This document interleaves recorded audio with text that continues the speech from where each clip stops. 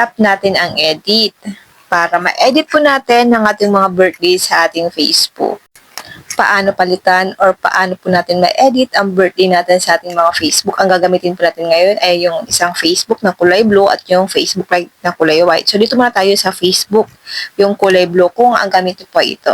Tap lang natin, tap 3 lines, tap settings and privacy, tap settings, tap see more in account center. Sundan nyo lang po guys ang gagawin ko para ma-edit nyo po or mapalitan nyo po ang inyong mga birthday sa inyong mga Facebook. Tap personal details. May nakalagay po dito na contact info birthday. Tap natin ang birthday. Ito pong arrow dito sa right side. Tap natin ang edit para ma-edit po natin ang ating mga birthday sa ating Facebook. May nag-comment po kasi nito guys sa ating comment section. Halimbawa guys, ito, edit natin ito. Tap mo lang yan. Then, kapag napalitan nyo na po guys, itap mo lang po ang set. Then, itap nyo po ang save. Okay? Ito po yung, kung ang gamit nyo po ay yung Facebook, yung kulay blue.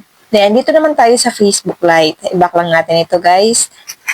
Punta naman tayo sa Facebook Lite. Kung ang gamit nyo po ay Facebook Lite, ganito lang po ang gagawin natin. Same process lang naman po guys kung paano mag-edit. Tap lang natin ang Facebook Lite natin.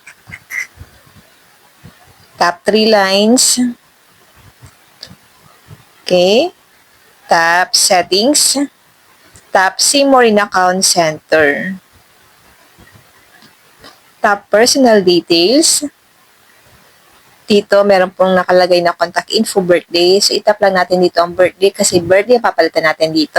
Tap nyo lang guys ang edit para mapalitan natin ang ating mga birthday. Tap mo lang yung birthday natin.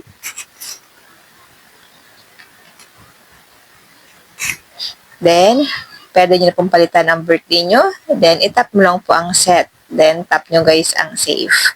Ganun lang po kadali magpalit ng birthday or mag-edit ng birthday sa ating mga Facebook account. Yun lang guys, sana po may natutunan kayo sa aking video. Kung hindi pa kayo nakafollow sa aking Facebook page, follow niyo pa ako Positive Mind at sa aking YouTube channel RQ Willow at sa aking bagong YouTube channel Positive Mind para updated kayo sa mga ganitong tutorial video. And now, thank you for watching. God bless you all. Mag-comment lang po kayo guys sa comment section.